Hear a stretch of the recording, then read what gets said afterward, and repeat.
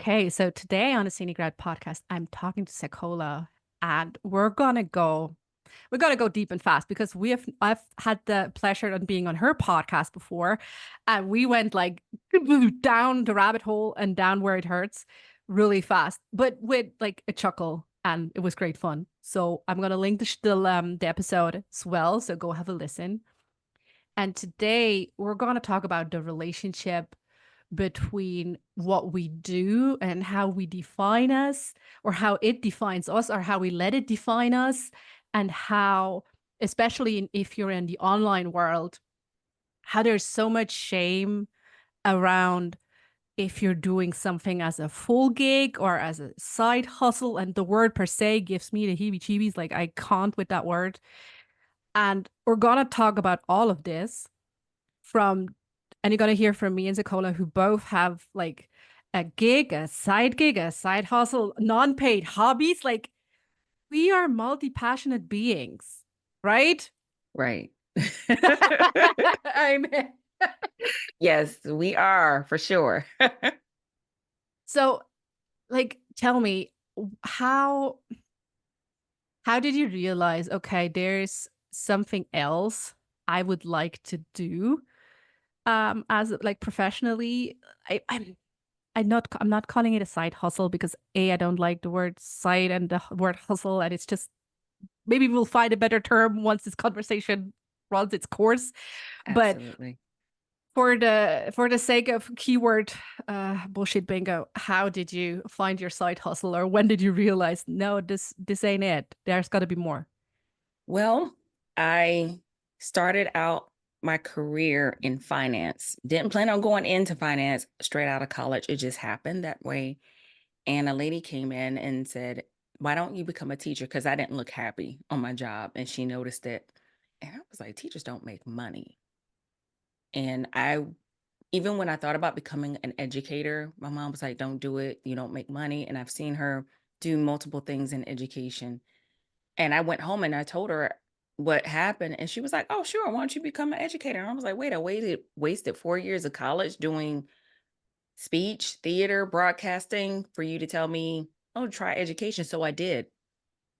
Quickly realized that I went from getting paid twice a month to once a month. And I already knew I took a pay cut doing it. But I didn't know how that would actually look after taxes and everything. So it came out of necessity. Mm.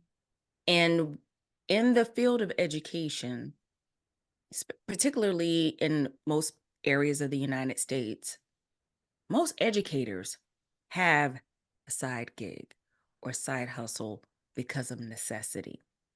They're trying to make ends meet. So for me in my field, it wasn't uncommon. Mm. But at the same time, it's also fulfilling a need in me, this desire to do something, to be a creator, to actually formulate an idea and bring it to reality. That's what I love. And I come from a long line of entrepreneurs on my mother's side. A lot of them run their own businesses, paved their own way. And I saw that as an example. And I just said, wow, what if I did that? What if I Mm. followed in those footsteps? So it came as a desire, but primarily as a necessity. Mm. Which is, as a European, which is so wild to me that there is a necessity beyond the incredibly, my partner is a teacher, so right, beyond the incredibly demanding profession of being an educator and working with kids and supporting them, that you need something else to keep you financially stable is Mhm. beyond, like, I mean, they don't earn the greatest paychecks here too, but at least like they can survive of that thing, which, yeah, it still boggles my mind. But I feel we could go here into a big system critique episode. We're going to save this for another time, I suppose. But I'm how so we kind of like talked into the necessities that you kind of like had the two of them. And as you were like starting it up, your side gig or the main gigs, your different gigs, What challenges did you have to face in managing both roles, right? Because we have Right. two hats on. You have more than two hats, but you have these two business hats on. And with both roles come expectations, either the ones you place on yourself internally, like, oh, Mhm. this better succeed or else, or you have society's expectations from your parents, your friends, your partner. Like how did you navigate all of that and how you overcome it? Well, I didn't start un until I was married, so it wasn't something that I Mm. did while I was single, and so I had to think, "Is this doable?" And I never knew about anyone working from home, and so had a friend, and I just asked her, just casual conversation, I knew she was retired military, but Mm-hmm. I was like, "Well, what do you do? Do you still work?" Or she was like, "Oh, I work from home." Oh, okay, so what are you, a telemarketer? Because that's what I was used to. Mm-hmm. People who work from home could do telemarketing work from home. And she says, no, I am a certified coach's virtual assistant. You mean like an athletic coach? What type of coach are you talking about? I was so new to the coaching industry. She said, no, there are business coaches, life coaches, health wellness coaches. I was like, what? There's a whole industry about that. And I started delving into it. And I was like, oh, okay. People are, well, how is this different from a therapist? This is when you still had that stigma. Okay, what is the Yeah. difference between a coach and a therapist? And a lot of people were still trying to figure it out. And I said, I want to learn how to do that. Mm. And so I went through a program, and it was her program that she created, and I became a certified coach's virtual assistant. Got my first client through her. I guess you could call it nepotism in a way, but it was like, here's a client that I can't really focus on right now. She just needs paperwork done behind the scenes and just keeping up with things. And so I said, okay, sure. I started out doing that. And then I learned quickly by starting a business that it wasn't just, oh, let me do a website, let me do business cards and all of that other fluffy, good, Glitzy. glitzy, glamorous stuff that you see. It was Yeah. really trying to hone in on what keeps my clients awake at night. How can I help them solve those problems? But more importantly, what services or packages could I put together to help my clients? Overall, running a business has really taught me more about myself as a person Mm. than I did as an employee. And what I mean by that, because when you're working a 9 to 5, you're kind of like a worker bee. You go in, you do your tasks. And for my job and what I do, because I'm a school librarian now, I left the classroom a while ago. Have certain big projects throughout the year that I focus on. So I know every school year, this is what I do. I'm Mm-hmm. good at that. I got it down. I figured out a system how that works for me. But running a business is totally different because not only are you identifying your niche, your target market, your audience, what do people come to you? What are you good at? What do people usually come to you for to figure out what you're good at? And then you turn around and figure out, okay, how have I helped them get to that point and get that feedback? So doing that market research I was like, okay, how do I do this? And then talking about yourself, identifying who you are, how you help people is, I think, a thing that a lot of people who are going into business, even myself, sometimes when I want to do something new and different, I struggle with because you're trying to hone this down and figure out, okay, who am I in this particular space and time? Mm-hmm. And how can I help people? And is it clear to other people? Is the messaging clear to other people? And I know you can appreciate that as a branding strategist and what you do, but it's all about clarity, not just for your Mm-hmm. clients, but also for you. It starts with you. You need to like be clear on what most of us know what we're good at. Mhm. If we're if that's usually the first kind of layer, you're like what I'm good at. And then it gets harder with the things I feel like, oh, what do I actually like doing? And what do I want to be doing? I feel these get a bit murkier, at least for me. Yeah, it does, because just because you can do something and get paid for it doesn't mean you enjoy it. And when you don't enjoy it, it comes across to other people. And when you're talking about what you do, there's no courage or conviction in your voice, and Hmm. people can sense that right away. They may not be able to put their finger on it and be like, oh, she really doesn't enjoy what she does. Yeah. It's just like, no, and this is not the right person for me. So you have to enjoy what you do. That, I think that's the whole reason why you go into business in the first place, is because you really enjoy what you're doing. Yeah. This is so crucial. And folks, you've heard me say this too. Just because you're good at something doesn't mean you have to do it. Just because, and I mean, this doesn't just go for business, right? Just because you're good at remembering shit doesn't mean you have to remember your partner's doctor's appointment. Like, no, they grown up, they can handle it, right? It's not your job to take care of things just because you can. Mhm. Like, I don't know, stitch this on a pillow or something. I don't know. But, but you said this beautifully before. You entrepreneurship, business taught you things about yourself that you didn't know. And I feel the same. It was a rough learning curve through the valley of tears. What like what would you say? What was the greatest learning that you learned about yourself going through entrepreneurship or still going through entrepreneurship? That my business and I are one and the same. They're not two Mm. separate entities. And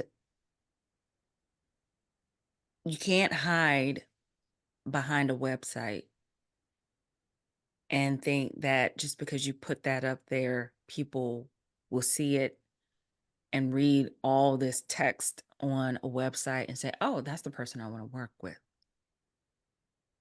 And I had a friend who is an online brand strategist. She used to help people launch their product services all over the world.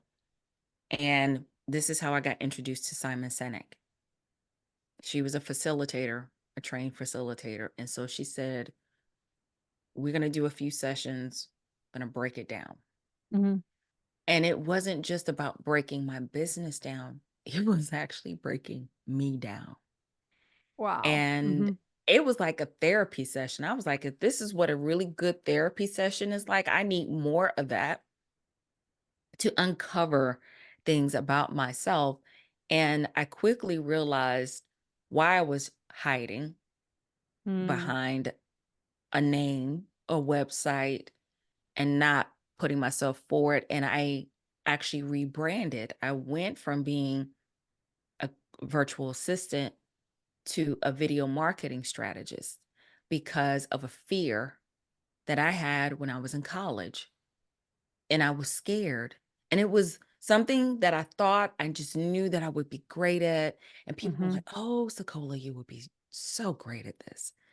And when it was time to actually commit to doing it, I froze. Mm. And my professor said to me, later I found out we were actually related, said to me, it's great that you know this now. Instead of you showing up on an interview and this happens. And so I just shied away from it. I changed the whole trajectory of what I thought I was going to do Mm. for work because of that fear. And I said, what if I got over my fear of being in front of the camera and learned, and then I learned I was an introvert. I didn't think I was, because as a kid, Mm. I was more outgoing. I didn't know a stranger, could hold a conversation. And it doesn't mean I don't know how to hold a conversation. I just like more personal, one-on-one, in-depth conversations. But I started shying away and becoming more withdrawn into myself as I got older. Like some people do, we change. But I allowed that fear to change me. And I said, what if I overcame my fear? Mm. What if I did video? This is, YouTube was still in its beginning phases. This was around 2015. And I started doing videos and I said, what if I came up with practical tips and suggestions, because public speaking is something my mother always had me doing since I was a kid. And so I took those lessons and I said, this is how you can come across, but you can come across on video. And a lot of people, I was trying to get other realtors. I was like, guys, you need to start doing video, start doing video tours of homes. And they were like, what? No, I don't want to do that. So I was like, well, maybe that's not my market. And I was like, well, I work with coaches. What if I worked with coaches and said, hey, let's get people warmed up to you through by video. They see your face, they hear your voice, they get to know you, your sense of humor, your personality, and let's do it in a strategic way. And then that's how the video marketing strategy business came into play, all because of a fear. Oh. But then I let fear cut me out of it again. We could talk about that later, though. Yes, we'll talk about this again. Mhm. But was there a specific switch or thought process that led you to kind of like stand up against your fear the first time? I did have someone I was working with, Mm, and they were just pushing, pushing, pushing. And they were just like, no, you have this gift. You had the pain. mm, Now put in the work and get yourself out of it. And what would you do to get yourself out of it? And how would you help others? mm, So I was given a challenge of doing 10 videos. Just do 10 videos, put them up there on YouTube. mhm, And I was like, oh my goodness. So I went out, invested in a web camera, and I didn't want a big camera. And she said, well, what was your big fear? I said, well, when I was in the television studio, it was the bright lights, the heat, and these huge cameras, mhm. and they're zooming in on me. And I was afraid. Okay, well, how do you counteract that? And I was like, well, there's good quality web camera. So instead of having an actual camera in my face, I just did a web camera. And then I said, talking to a camera, you gotta make love to the camera. I think my very first video was how to make love to the camera and put it on YouTube. And I shared a tip on there about putting a picture, a small picture on your webcam, or now people use their phones. Phones weren't that high tech. Back then they weren't that great of quality, but have a picture, a small photograph, when we actually would carry around small wallet-sized photographs. Oh, I remember those Um, days. right. And I still carry a wallet-sized photo of my husband. I keep it in my wallet. We keep a photo of each other in our wallets. Oh. But I had a picture of my friend or my pet, and I put it right up under the video, the webcam. Yeah. So it So kind of like you're talking to that specific person. exactly. Mm, And so it that's a was a cute little mindset. trick. Mhm. Yeah, it was a huge mindset trick and shift for me. It was like, no, this is how you make love to the camera. And then sometimes when people say, well, I forget to actually look at the lens, I'm looking at myself, Mhm. especially if you're using your computer. I said, okay, we'll take a little post-it note, draw a little arrow, and I stuck it at Look the up, bottom of the look up, webcam. look Look up. up, look up. So it was a constant reminder to just look up and smile. And people would say, when I was doing my videos, they were like, how are you not even editing your videos? And I would say, oh, great tip. Here's a tip that I use. Here's a strategy that I use. Mm, So I'm more comfortable with what I'm getting ready to say, but doesn't mean I don't have my cheat sheets. I don't have my notes. And I try to use a teleprompter. It works for some people don't. My eyes are big, so you're going to see when my eyes are shifting. yeah. Mm-mm. If I'm using Okay. a teleprompter, but I would stick little post-it notes around Mhm. my monitor, and I would say, okay, topic one, okay, here's a suggestion, here's a tip, here's your next tip. Mm. And so, or I would write it on a note card what my The tips were. classic way. Yeah. Right. So if I needed to glance down at my notes, I could just quickly glance down at my notes and do it. So I got over that fear. Mm. And I was able to help women all over the world which was an amazing thing. And I'm still in contact with most of those women to this day, and they are killing it. They are so phenomenal, and it just makes me proud. And that's that coaching and mentoring part of me that says, I don't want to just keep this to myself, but I can pass it on. And I'm proud to see other people move forward and progress. Mm. I definitely feel there's a light in both your face and your voice when you talk about it. Yeah, So how how do you want to talk about how and why the fear came around a second time? sure. Do you When know? Like I you stopped, yeah, right? You I stopped did, I doing did, because video marketing. it still has this like gnawing, nagging, or dark pit inside of me as to why I stopped. And it was because when I did my research, no one, no one was doing what I was doing. No one that I found on the internet was talking about this.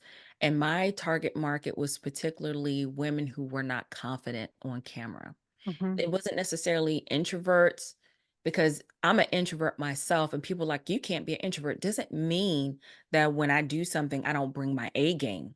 Because I'm Mhm. one of those women, when it's time to step up to the plate, I'm gonna do what I gotta do. But I just need a week or two, and don't bother me afterwards. I'm gonna be a You need a, like recluse. a yeah, prep time and a cool off time I and need a prep time and a cool off time, period. yeah. But I would do it. But then all of a sudden, when people started seeing me and I'm doing interviews and I'm doing lives on Facebook, I'm on YouTube, all of a sudden, women that were following me, all of a sudden were coming up with their own formula of doing it. Or they signed up for my free weekly challenge, Mhm. and then was taking what I created. And look, there's nothing new under the sun, okay? Things that I was taught for years, I implemented it, I honed it, but I presented it in a way that worked for me. Mhm. They were doing this, and they had no background in video or audio production like I had, and now some do, but at the time there were people, and my coach was even calling out people and saying, "You're a lawyer, you're an attorney. What do you know about video marketing?" She would get out there and land-based people, and I just shrunk back because I was like, "They're stealing it. They're taking it." Mm. And I just walked away. I Mm. folded, I closed up shop, because every time I was turning around, I'm seeing Facebook ads for it now. Mm. I was seeing, and I was doing everything organically. I was marketing organically. I was sharing tips in Facebook groups when Facebook groups were still this huge thing. And not to say that they're not now, but It I has was shifted for doing, sure. it has Marketing has shifted. shifted. Yeah. Right. And that's how I was doing it. So my following was from blog posts that I was writing, talking about the video equipment that I was using, and it was getting traction. I think one of my largest views is like 7.7 and a half thousand. And it was all about me showing you how to use a particular software Mm. where people didn't want to show their face on video, but they could if they so choose. But I got so dismayed and I got so discouraged that I said, it's like they were watching me, tracking me. And I said, you can't track me if you don't see me. And I walked away. Mm. And it wasn't until I say about a couple of years later, and someone reached out to me to do some video editing, because even with my clients that I had, when they were ready to launch something or do videos, I would do small editing for them because I knew how to edit as well. Mm. Mhm. And I was doing an editing thing for an expo coming up. And the guy asked me, "Why did you stop?" And I said, "Because everyone was copying and doing what I was doing." And he said, "And so you walked away?" I said, "Yeah." He said, "That was at the most pivotal moment where you shouldn't have walked away, because your breakthrough was right around the corner. Whenever you feel like giving up and walking away is when you should keep going." Mhm. Which is a beautiful message. Hmm. And I hope the right ears hear it at the right time because it's so hard.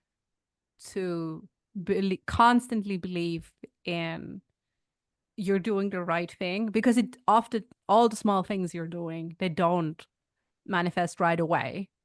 Right. They like this overnight success thing, this 100K month after 3 weeks, 2 weeks in business, online lore.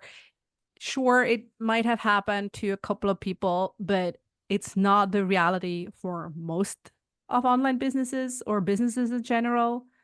So it's really discouraging to have these stories in your face all the time and be like, well, it's not happening for me. Why it's not happening for me? What am I doing wrong? Right. And then you keep on playing a certain cycle of shame or resentment that is very unique to you. I mean, everyone has their own words they repeat to themselves. So yeah, I really hope this message comes to someone at the right time.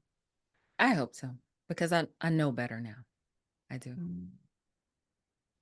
You're gonna add you're gonna add that to your sidekick number 2 soon. Which sidekick? I have some of the women I've helped who are now international speakers and have no qualms about doing video now. Matter of fact, one of them was doing a ad for a company that she uses, and her face was all over Facebook on the video. And I was like, "Girl, what is this?" I'm scrolling through my Facebook feed. I'm like, "Who is this person?" And she's one of my biggest cheerleaders, and she says, "We need you." And Yes, we do. we need you to come back. It's just now that marketing has changed and shifted from when I started, it's like, okay, how can you do it for this time period? Mm-hmm. And how can it work? But the part about building confidence and getting mentally prepared to go on camera, that's timeless. That doesn't go out of style. And Oh, it just absolutely. it just depends on who it is. I even helped a woman who is dyslexic, and she says, I can't use a teleprompter. I can't write notes on a note card. How can I do this? Because my mind will go blank if I'm talking. And I suggested a way for her to do it. And she uses that strategy to this day now. And I think that was the educator in me knowing, okay, how can I help this particular student? And then that's how I looked at it, student, to be successful in their own way and different that will tailor fit for them. So Mm. there might be a possibility. I might write a book about it, some of the valuable lessons I learned from it, and I may bring it back. I don't know. It may just be one of those video classes that you see on one of those platforms, and who knows what it may look like, but it's there. But I've been able to help realtors, believe it or Mm-hmm. not, even though some of them Good. were like, Yeah. nah. Some I have been able to help because now they realize about 5 years ago, oh, you got to start doing video. Yeah. And I was like, Video is on it. There's no way around it, right? I'm Like like, it's well, I said that back in 2015. I got receipts, but it's okay. yeah, I don't know. It still feels like you could, yeah, you're needed 100%. There's so much, Thank there's you. still video is omnipresent. You need video for everything and like everything you do in business or in life. There's so much video. And I think the And pandemic broke us down for those who were still resistant. yeah, It they broke were you down. forced to, yeah, they were just like, Yeah. no, you got to do it now. Yeah. And and yeah, it feels weird the first couple of times when you do video. Like Mhm. it's mm, I but still get nervous. but I I still feel get like a nervous. certain level of feeling nervous is good, is It healthy. is. So you take It it is. seriously and it Mhm. matters. I Yep. always I feel look when at it I'm like it keeps me humble. Sorry, I didn't mean to cut you off, no, no, it's but it fine. keeps me humble. When I feel nervous, and I'm like, thank you. I give thanks for Exactly. that because I'm not thinking more of myself, not putting myself down, but it's like I know that the strength I have to do this, it doesn't all come from me. It's a drive that I have and a desire, but it keeps me humble. And Mm. so I'm thankful for that. I don't just press record. I'm like, hi. Da-da-da-da-da-da. No. And this mental prep work I still do. Mhm. But thank And you. that's such a beautiful approach. And there's definitely so much space for this approach, for, for having this authentic desire to share and to educate and be like, this is what's going on. Mhm.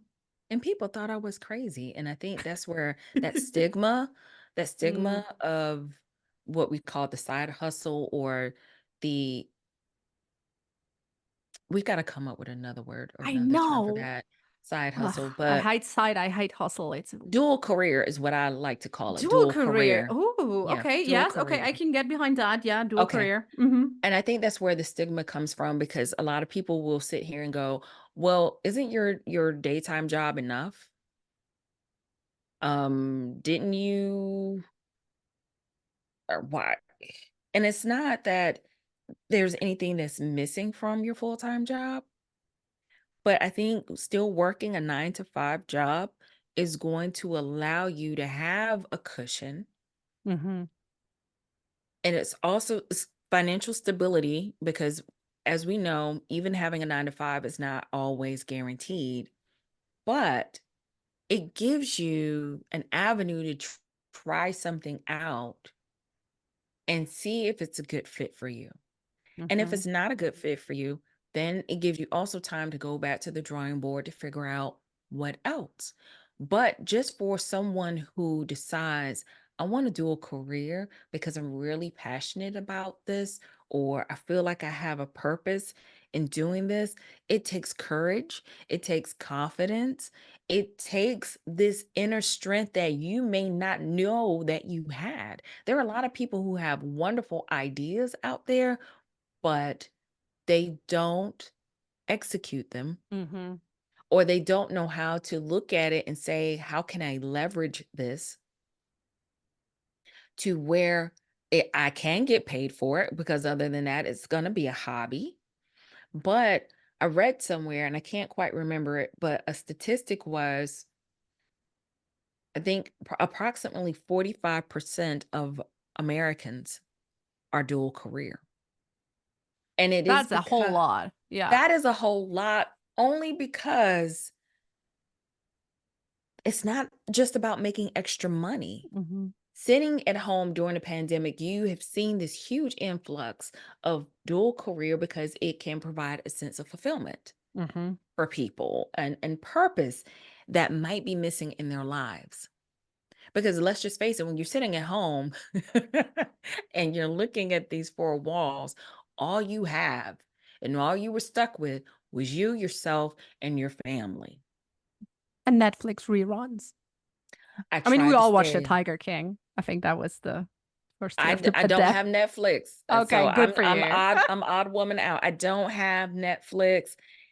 I do have my shows. Excuse me.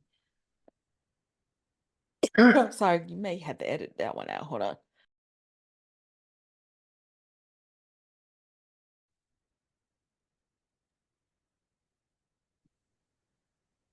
But a lot of people got a good glimpse at themselves and wanted something more, Yeah. and they wanted a fulfilling purpose.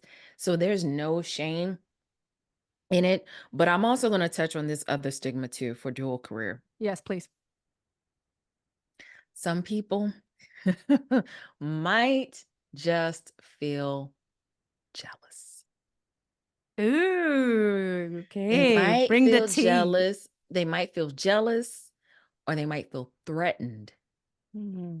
because of the ambition and the drive that people have. Mm-hmm. And so, what I would say to someone who's dual career, because I'm still dual career, I'm just doing something different. I'm a real estate agent. And you start to feel societal pressures from people that you have to have this presence of having it all together, whether it's having it all together as a single job Mm-hmm.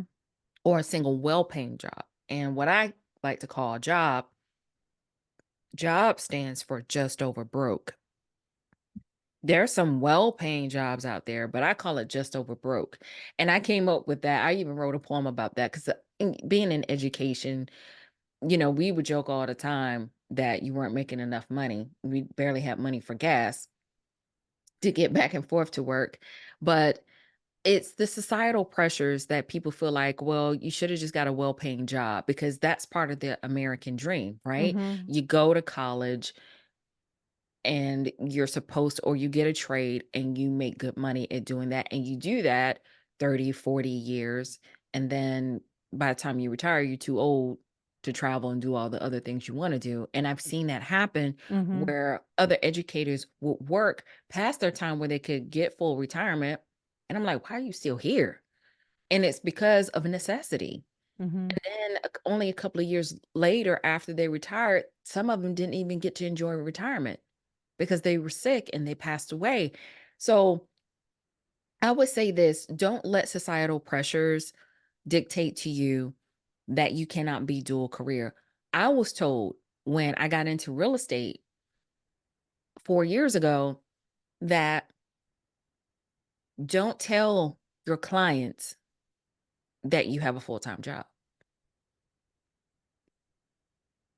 And my core values, having run other businesses, taught me to develop and create my own core values for my life, for my business. And one of my core values is honesty. Mm-hmm. So that went against everything that I knew, every fiber in my being. And I said, I can't lie. I don't want to lie. Mm-hmm. And you know what? I didn't. So my first client, it was during the that name we won't call, where everyone was isolated and staying at home. But I could show them a house. They were out of state clients. So a lot of times they would come up on the weekend. Guess what? I could still do that. It was They available. have their jobs too, right? They're not They have the showing up jobs. at And a lot of clients, a lot of real estate clients have a full-time job. But you know what? Out of all my clients, my very first clients, they were the only ones that didn't know that I had a full-time job. All the other ones did. As a matter of fact, one listing appointment I had, it was an estate situation. The mother had passed away, unfortunately, and it was 3 siblings. And one of them was the executor or executrix. And then she was trying to pull up all this information that I need because, one, you got to prove you are who you say you are, mm-hmm. and that you have the right to sell this property. Mm-hmm. I'm just talking, having a conversation with one of the siblings, and one of the siblings is on their laptop. And the question was, well, what real estate firm are you with? And I was like, oh, she's looking me up. And I told her, and she says, do you work? Is this your full-time career? And I said, I'm dual career.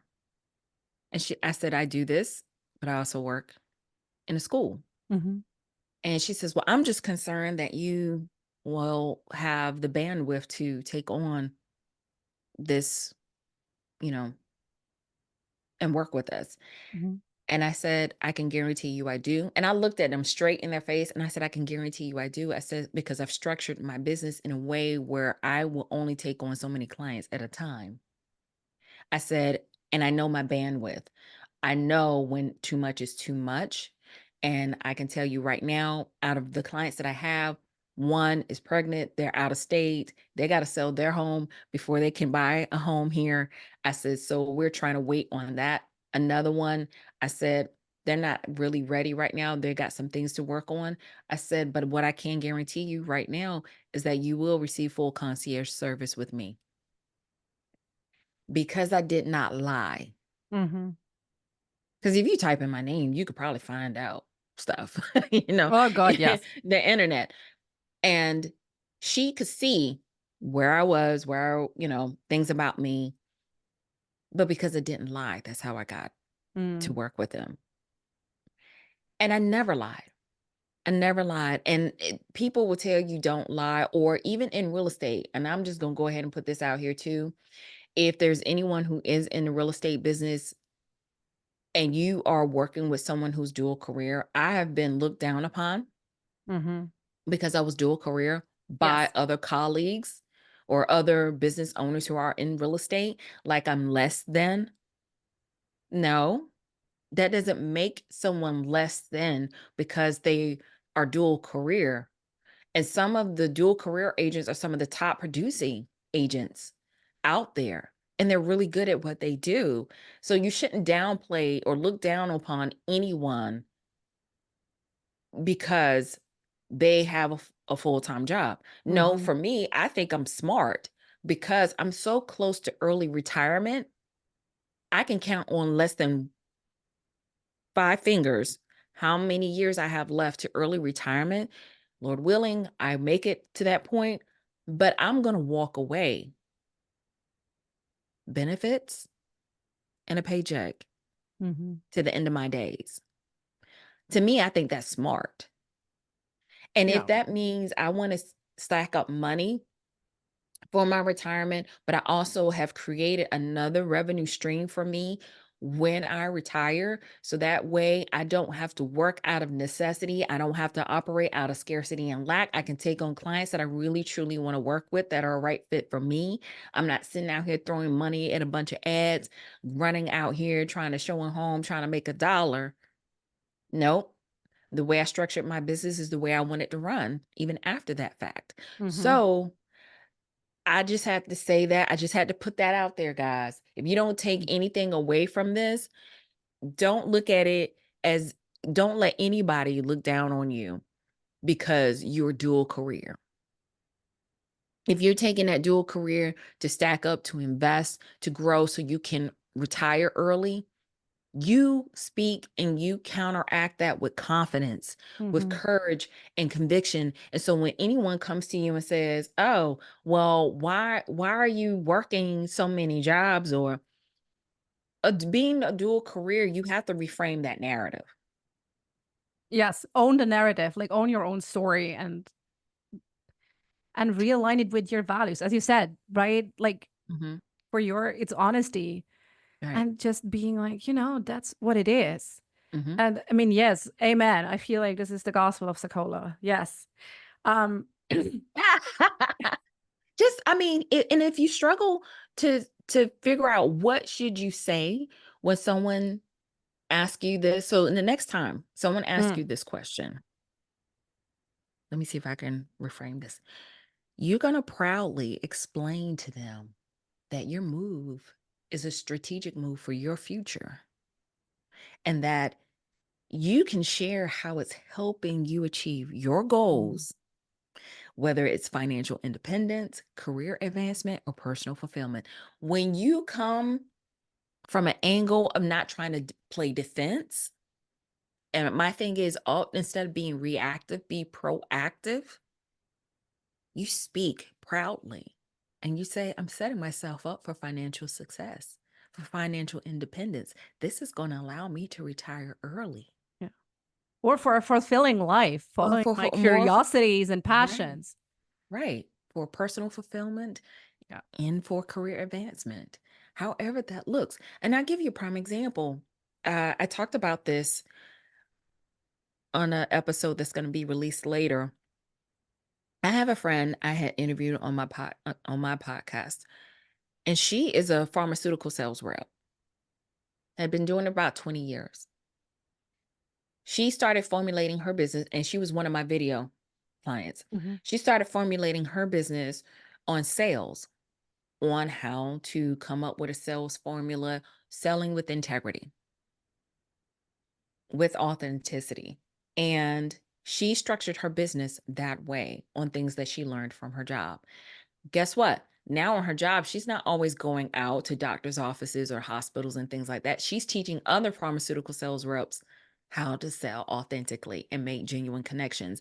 But that career actually helped fueled her Mm-hmm. to have a business. And she was one that I talked about earlier, who's an international speaker. Now, why not?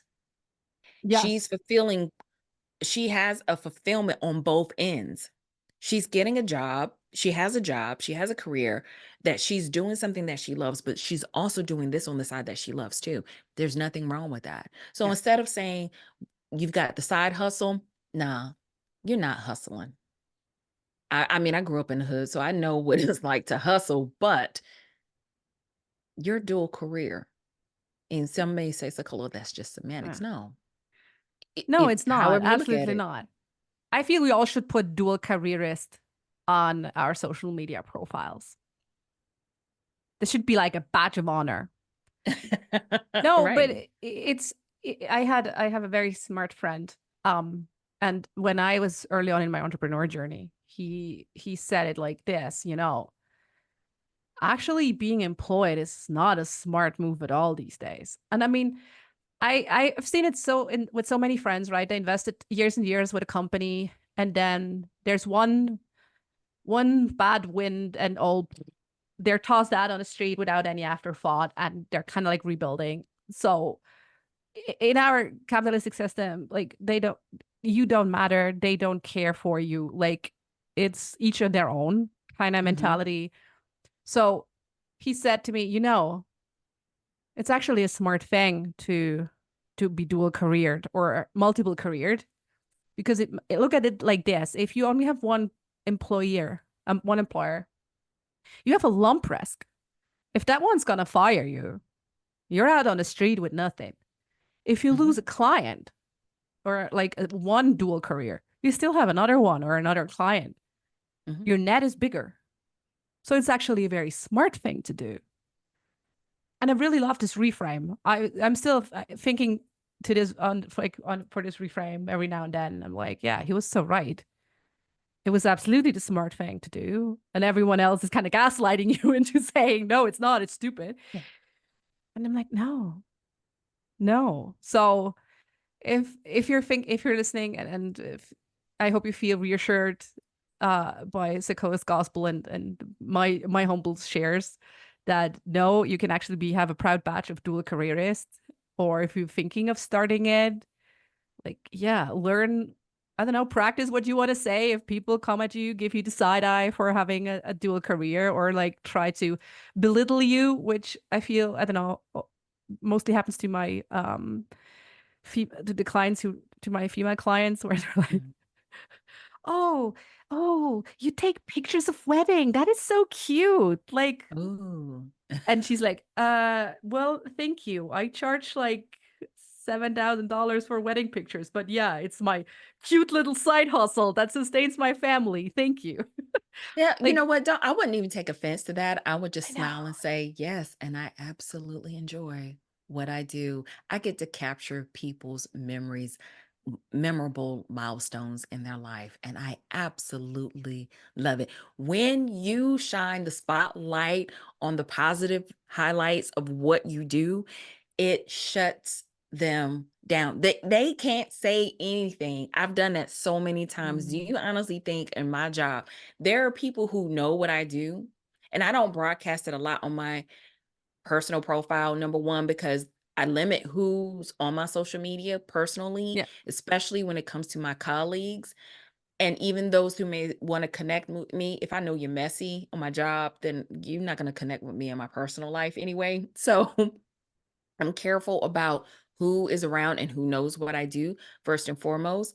But I also do my job. I don't let my other career interfere with my job, because that is the bread and butter right now.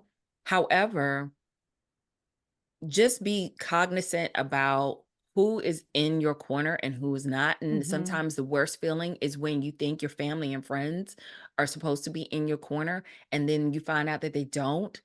Yeah. Can I just say this piece here, that no matter what happens, always make sure that you have your own back. Because if you don't have your own back and you're out here expecting other people to validate what you do, you will be lost. Stop seeking external validation from other people. You have to show up. You have to be consistent. You have to have your own back in your life and in your business. And when you show up and you have your own back, then people will watch and support. And a lot of times when they are watching and supporting, they may not say anything, they may not comment on your post, but when you are consistently doing what you're doing, they're like, oh, this is legit. This is real. And I've had people kind of say that to me because they'll go, oh, SaCola, you sold another house. Oh, you've helped another client and they look really happy. Yeah, I'm not just saying it. I'm not saying I'm just a realtor. I'm actually doing it. Yeah. And I love it. I love that feeling. It's euphoric. It's a lot of stress to get there, to get the clients to the finish line. But when they do, it's so sweet and it's so memorable. And don't let anybody give you shine and grief about being dual career. Make sure you got your own back first and foremost. Yes. Thank you so much. If you've listened to a couple of episodes of the Scenic Route podcast, you know I've been preaching this too. No external validation can make up for lacking internal validation. None. Not the shiny house, not the bag of money, nothing. So thank you, SaCola. If my words didn't land before, I hope they do now. They better now. Bitch, because you've been heard it a lot of times. So if people are now like, okay, I need to hear more of SaCola, and if she ever is going to teach me video again, where can people find you online? Well, you can connect with me at Work It, Live It, Own It on Instagram. That's Work It, Live It, Own It. You can also get a feel of my personality a little bit more in depth on my podcast as well, called the same thing, Work It, Live It, Own It. So Instagram is where I am primarily, but also on LinkedIn. Those are my two sweet spots. I've kind of limited where I am on social media because, again, I got to be cognizant of my bandwidth. But yes, I would love to hear from you guys. If you have any other comments or suggestions or questions on this conversation, send me a DM on Instagram. Okay, we will link both to LinkedIn and Instagram and to your podcast on the show notes.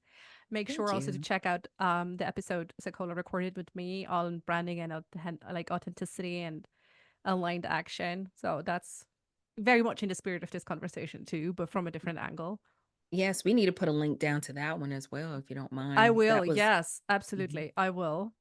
And before I let you off the hook, I always have one last question. Okay. What book are you currently reading, or what audiobook you're listening to? See, you would ask me that. I am reading a book because I like to escape. So fiction, mysteries is what I like. One fiction is Laura Childs. She does the Tea Shop Mysteries. And it's a setting in, and I can't think of the name of the title of the book because she has a whole series of books right now. Okay, but I'm gonna look it up. It's a setting in Charleston, and she runs a tea shop in Charleston, but she also solves mysteries. And then I'm also currently reading, believe it or not, 2 Weeks Notice by Amy Porterfield. Oh, okay. And that's a great book for those who are looking to do an exit strategy on leaving their day job. Oh, that's aligned timing. It is. It is. I take in information and glean from others too, because when it's my time to exit, I will. Perfect. Yeah, we're gonna link both books and the Tea Shop series and the Scenic Route Book Club. So if ever anyone listening who's like, oh dang, I just finished another book, and you're anything like me, like I love series because then I don't really have to think about what to read next because I'm just gonna go with the series. Have a look on the Scenic Route Book Club website for all the books mentioned by my lovely guests. And well, SaCola, thank you so much for being on the Scenic Route with me. Talk soon. Talk soon. Take care, everyone.